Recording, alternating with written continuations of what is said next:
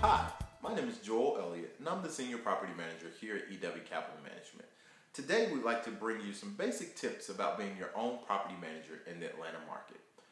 Property management, again, is one of those rare things that folks like to do, but if you're an investor, it's important. So understanding property management, number one, helps you pick a property manager. You don't want to do it yourself.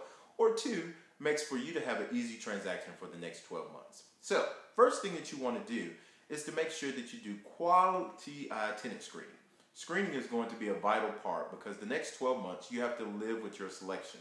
So you want to make sure that you pick a tenant that works well for you and you have a qualifying criteria that matches that. So whether it be employment verification, residential history verification, or credit check, pick things that match the tenant that you'd like to have in the property.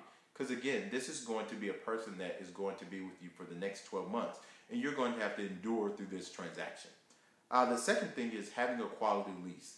The lease is the contract that you're going to have between yourself and the tenant for the life of this experience. So you want to make sure that you have a quality lease. The worst thing that you can have is a lease that doesn't provide you any safeguards or protections in the event that the tenant goes awry or you have to go into an eviction, which is a whole nother blog, so to speak. And the last thing is inspections. Make sure you have an inspection protocol with the house.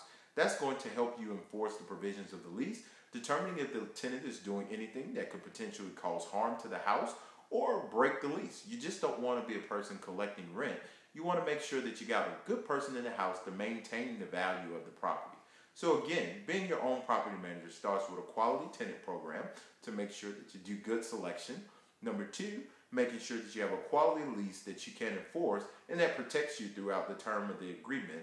And then the last thing is quality inspections, making sure that the value of the property is going to be maintained, which is one of the most important things. If you have any questions about the things that we talked about today, feel free to give me a call or send me an email. Once again, thanks so much for looking and have a wonderful afternoon.